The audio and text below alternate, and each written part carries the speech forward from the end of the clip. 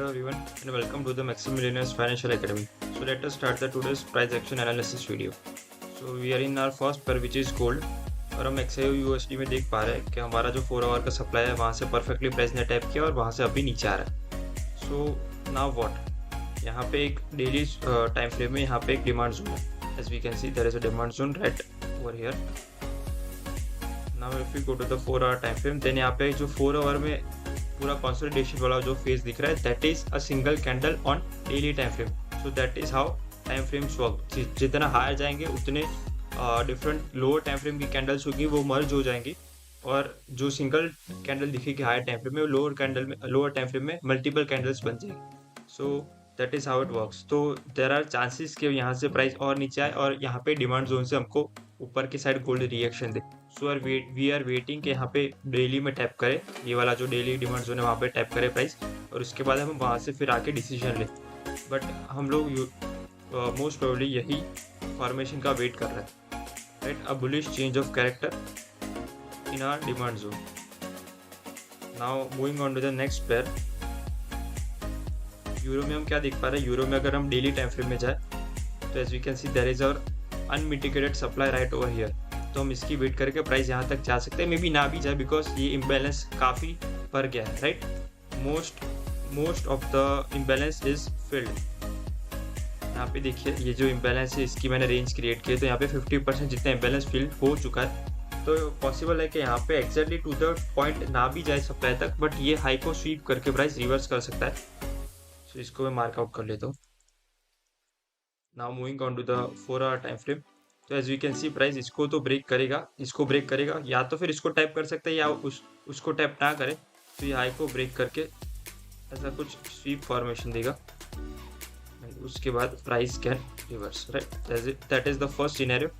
And second scenario is कि price इस supply zone तक आ जाए और उसके अंदर हमको बेरिश चेंज ऑफ कैरेक्टर मिले then we can look for sells. तो ये दोनों ही सिनेरियो में हम सेल की अपॉर्चुनिटीज देख सकते हैं राइट. कैसा फॉर्मेशन हम देखेंगे, ऐसा एक हाई ब्रेक हुआ, उसके बाद एक लो क्रिएट हुआ, अगेन एक हायर हाई क्रिएट हुआ एंड उसके बाद एक लोअर लो क्रिएट हुआ. तो ये जो पिछला लो था उससे नया लो बने तो उसको हम कह सकते हैं change of character that is bearish.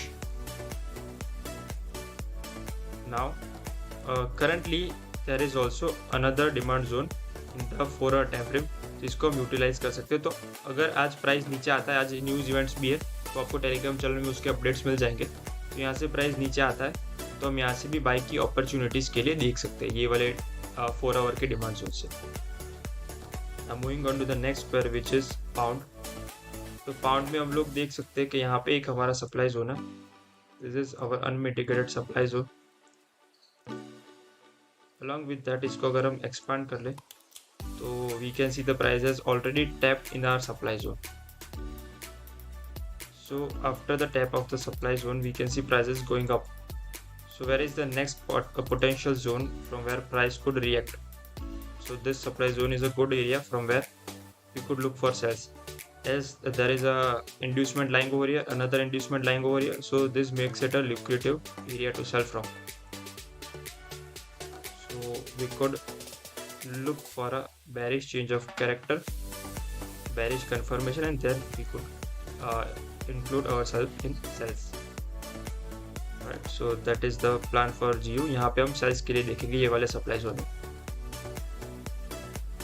Now moving on to the next pair, odd में हमने कल बनाया था ये वाला सप्लाई जोन. मैंने बोला था ऑस्ट्रेलियन डॉलर्स की एक हैबिट है, उसकी कैरेक्टरिस्टिक है कि वो थोड़ा बहुत टैप हो गया होता है, वैसे सप्लाई जोन्स को भी रिविजिट करता है. इसलिए मैंने इस जोन को रिफाइन किया था. मैंने यहाँ पे इंड्यूसमेंट बहुत सारा था इसलिए there was high probability that price will tap this zone and reverse from there. And as you can see the price has perfectly did that. वहाँ पे प्राइस ने टैप किया, ब्रेक मिला हमको और उसके बाद price went down. Alright, so odd में यहाँ पे एक डिमांड जोन है जहाँ से प्राइस रिएक्ट कर रहा है as of now. But I don't think this zone will sustain itself. ये zone it will not sustain itself, ये मोस्ट प्रोबेबली ब्रेक हो सकता है. So the next area to look of our interest is this demand zone. और अगर एक बार हम higher time frame में जाके देखें तो we can see the price has shifted bullish after this flip in the daily time frame, right. ये हम डेली देख रहे हैं, डेली टाइम फ्रेम। तो यहाँ पे एक फ्लिप हुआ है और उसके बाद फ्लिप के बाद यहाँ पे प्राइस ऊपर की साइड जा रहा है। So overall the direction is up. अगर 4 घंटे में देखें तो भी हम देख सकते हैं, यहाँ पे बुलिश दिख रहा है हमको। So the 4 hour structure is also bullish, so we would look for buys from the areas of demand. तो यहाँ पे एक अच्छा एरिया ऑफ डिमांड है ये वाला। If this does not work, then we have another area of demand which is lying over here. ये हमने प्रीवियस वीडियो में भी बनाया हुआ था ऑलरेडी, बट ये आज नया क्रिएट हुआ क्योंकि यहाँ पे इंड्यूसमेंट भी है। So this demand zone is now valid. So यहाँ पे एक बुलिश फॉर्मेशन का वेट करके बाय कर सकते हैं, और else we could buy from this demand as well, right. So that is plan for all the pairs. I hope सबको वैल्यू मिले इस वीडियो से। Thank you for watching.